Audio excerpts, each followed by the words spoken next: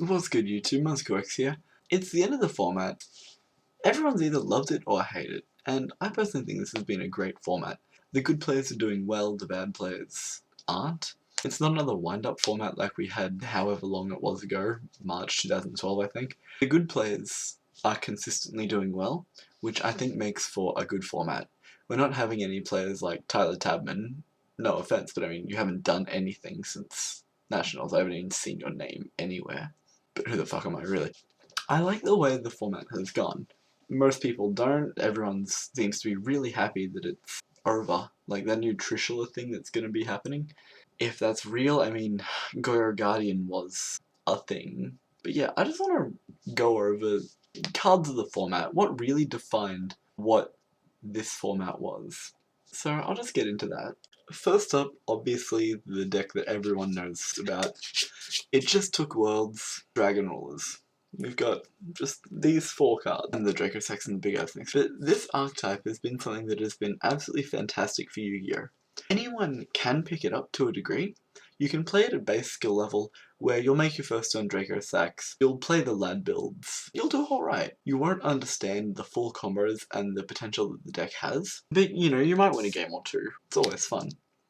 But the good players are doing exceptionally well with it. You see all the best players, most of the best players, taking Dragon Rulers through their events because they know of the strong matchup it has against every rogue deck. It's a utility deck that can just get itself out of most situations. It makes for good Yu-Gi-Oh! Then we have Prophecy cards. Jargon, the Secrets, the Kaiku, and sorry, I don't have a judgment. This deck, while being good, it is one of the most linear decks I have ever seen. It always makes the same plays. Your judgment, you might go +3, you might go +6. It rewards you for dumping your hand, which I don't think makes for good Yu-Gi-Oh! But the good players are doing well. The deck doesn't have enough room for tech, which is my biggest concern with it. Some people, running Magical Mallet for reload and things like that. With a reload in the deck, you can judgment for 3 on your opponent's turn. But the most tech card I've seen with it is Curseal of the Forbidden Spell. It's a card that can shut down other problem cards like their Super Rejuvenations, their Gold Sark, Sacred Swords, Tenki, all that kind of stuff that just slows them down. I know it seems like ages ago, but we did have Mermail and Fire Fist in this format. That's why I believe Bear and Tenki are also 2 of the strongest cards that we have seen in this format. Fire Fist, although it did win based on the fact that it locked out other decks, in the sense of how well you can side with it, siding in with the Fissure, Banisher of the Radiance, you can lock out what was arguably the best deck at the start of the format, which was Mermail. That doesn't make for the best Yu-Gi-Oh!, which is why I don't consider Evil Swarm a good deck. It's just inherently lockout. It's like playing Naturias, in a way, because that deck just tries to lock you out of the game. And that's all Evil Swarm do. They dick ride Ophion against Dragon Rulers, and just keep poking.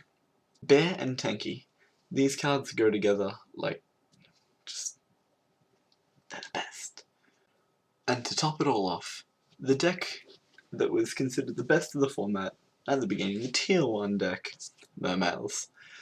I don't have many cards this left, I kind of just sold them all, and I'm a bit upset if Trishula does come back. That card is a 1-card Trishula deck. But, Abyss Lind, Abyss Megalo, and Abyss Sphere. 3 fantastic cards that really just made the deck amazing straight out when it came out in Abyss Rising. It didn't need the support that it got from Cosmo Blazer, but just help. Abyss Tias is a fantastic card. I'll be sad to see the deck get hit by the ban list. Ultimately, it's for the best. But I don't just want to bring up the decks that everyone was playing this format. I want to talk about some of the more individual cards that really revolutionized it. Some of the best things that people were playing just to get around your problems. First off, we have Compulsory Evacuation Device. Now this card against Evil Swarm with dragons to get around Ophion isn't that great, because they've got Pandemic. That card is just fuck you everything, except for Tsukiyomi. and Side Blocker. But it is an amazing card. It got around those Draco sack plays people were making. It got around Kaiku and Jargon, assuming they didn't have the Wisdom set. It's just a generally good card. It's reduced a lot of problems that people encountered throughout the form. Then we have Effect Veila.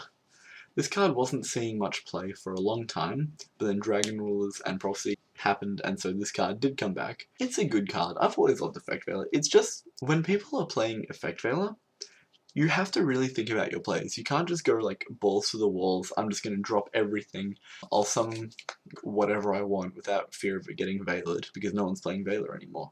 I think Veila is... I like Veila. Then we have Maxie. A card that just shuts down so many decks that have been doing shit. Mermail, fuck you. Dragons, fuck you. It's doing more to 5-fist now that we've got 3 axes and Wolfbark. Wolfbark. I like Wolfbark more. It never really did much to Prophecy unless you'd like Maxie, then they're like, fuck it, I'll drop my 3 Priestess now. Who the fuck plays 3 Priestess? Penultimately, we have Book of Moon. This card has just fucking done everything this format. You're gonna book their Draco sack on someone, you're gonna book their Big Eye on someone, you're not gonna let them, like, fucking detach this cost or any of that shit. They're set, then you Crimson Blade them, then you fucking do whatever the shit you want to them. Book of Moon just fucking wins games. And Sacred Sword of the 7 Stars. Since decks like Blaster Fire Fist, Fire King, Tidal Mermail, Grand Soul Psychics, Gadgets, Karakuri, Tempest Dragoonities, this card has become extremely splashable, like, just even as a one-off, just that little bit of draw power that your deck might need. Like, but I think this card has just been fantastic. But I don't just want to talk about the good cards. There are 2 cards that I have seen a lot of play recently, and they just seem to be bad right now. Like, even against decks that they were good against before this format, they just somehow now are bad. First off, we have Mystical Space Typhoon. This can make Tenki, like, miss timing or whatever, but I mean, 5-fists aren't tier 1 anymore, so this card isn't needed.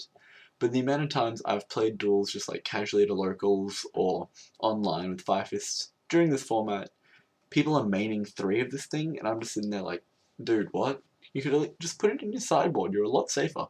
Because when you come across dragons, you're just going to have dead cards in hand. That's the last thing you want against that deck. And Solemn Warning. This card is just... I don't think it's been very good this format. Dragons can get around it, no problem. It does fuck all to Prophecy. And all the elemental decks that are running elemental dragons can just play around it. You wanted it? Okay. I'll special summon my blast and attack over anyway. It's just little things like that, which is why I don't think Warning's a good card. And then of course we've got just fucking stupid cards like Gold Sarcophagus, which originally I think the card design is flawless. It makes you think about what you really need, and you have to account for how long can you wait till you get it?